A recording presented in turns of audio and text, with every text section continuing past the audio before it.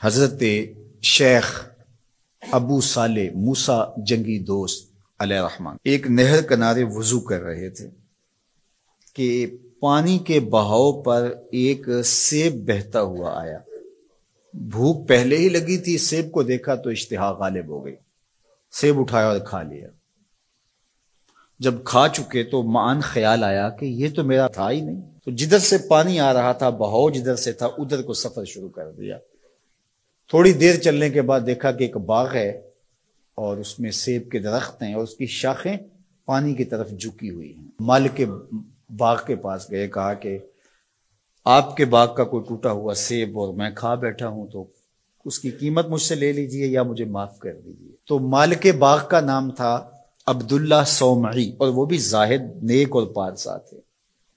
جب انہوں نے دیکھا کہ اس نوجوان نے سیب کھانے پر مجھ سے معذرت کی ہے یا پیسے دینے کے لیے تیار ہے، یہ تو کوئی جوہر ہے، کہا 12 سال میرے باغ کی نوکری کرنی پڑے گی، اس کے بعد ایک شرط اور ہے، پوری کر دو گے تو میں تمہیں معاف کر دوں گا۔ کہا ٹھیک ہے، 12 سال نوکری کرتے رہے۔ کہا اب دوسری شرط ہے کہ میری ایک بیٹی ہے جو آنکھوں سے نابینا ہے، کانوں سے بہری ہے، زبان سے بول نہیں سکتی، اپاہج بھی ہے، چل نہیں سکتی، اس کے ساتھ تمہیں نکاح کرنا ہوگا۔ کہا یہ بھی منظور ہے، نکاح ہو گیا۔ کہا اس کمرے میں تمہاری بیوی تمہارا انتظار کر رہی ہے۔ جب کمرے میں دیکھا تو ایک صحیح الاعضاء خوبصورت صاحب جمال خاتون منتظر تھی۔ سمجھا غلطی لگ گئی ہے، واپسی جلدی سے پلٹے اور اتنی تیزی سے پلٹے کہ دروازے کی چوگاٹ کے ساتھ سر لگا اور سر پھٹ گیا اور خون بہ رہا، اور واپس آئے تو شیخ عبداللہ صومعی کہنے لگے کہ کیا ماجرا ہوا؟ کہا کہ وہ کوئی اور خاتون ہے، جو نقشہ آپ نے بتایا تھا وہ تو نہیں ہے۔ کہا وہی میری بیٹی ہے اور آپ کی بیوی ہے۔ وہ بہری اس لیے ہے کہ آج تک اس کے کانوں نے غیر محرم کی آواز نہیں سنی، وہ نابینا اس طرح ہے کہ آج تک اس نے غیر محرم کی شکل تک نہیں دیکھی، اپاہج اس لیے ہے کہ وہ غیر محرم کے لیے کہیں چل کے نہیں گئی۔ اسی طرح باقی جو چیزیں بتائی تھی ان کی تعبیر بتائی، کہا وہی تمہاری بیوی ہے۔ عبداللہ صومعی کی اس بیٹی جس کا نام ام الخیر تھا اور شیخ ابو صالح موسیٰ جنگی دوست کی بیوی،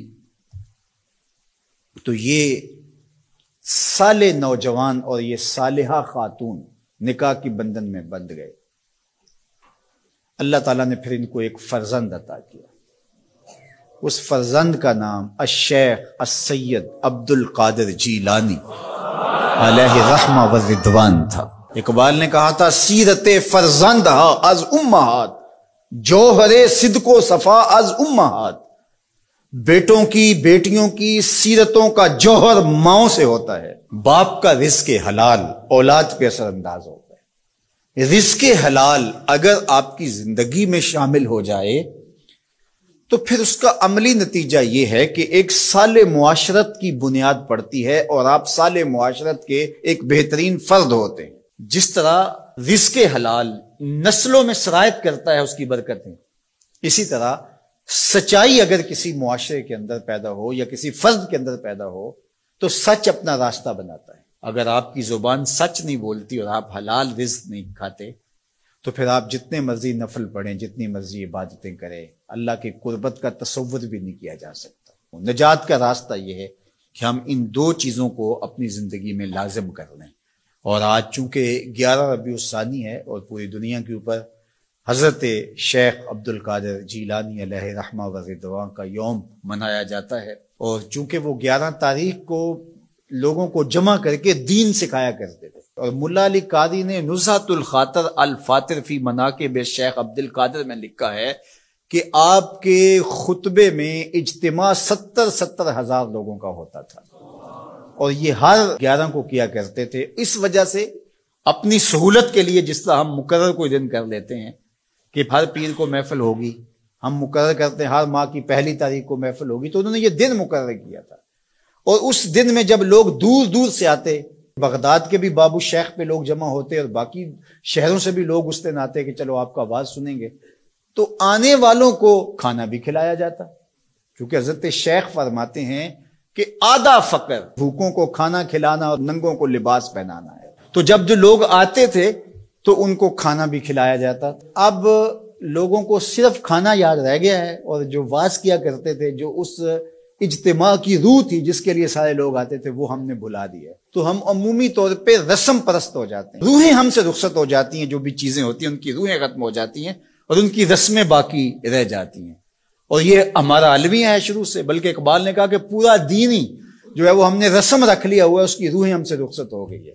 رہ گئی رسم ازاں روح بلالی نہ رہی، فلسفہ رہ گیا تلقین غزالی نہ رہی، مسجد مرثیہ خواہ ہے کہ نمازی نہ رہے، یعنی صاحب اوصاف وہ حجازی نہ رہے. حضور نے ارشاد فرمایا لا یبق من الاسلام الا اسمہ ولا یبق من القرآن الا رسمہ مساجدہم عامرۃ وہی خراب من الہدی. ایک وقت آئے گا کہ قرآن صرف رسم کے طور پہ باقی رہ جائے گا، اور جو ہے وہ اسلام کا صرف نام باقی رہ جائے گا. مسجدیں زیب و زینت کے لحاظ سے تو آباد ہوں گی، بڑے اونچے اونچے مینار ہوں گے، گنبد اچھے ہوں گے، قالین اچھے بچھے ہوں گے، دیواریں منقش ہوں گی، یہ سب کچھ تو ہوگا، لیکن نمازیوں سے خالی ہو جائیں گے، ہدایت کے نور سے خالی ہو جائیں گے. تو آج یہی ماجرا ہے کہ ہر چیز کی رسم باقی رہ گئی ہے.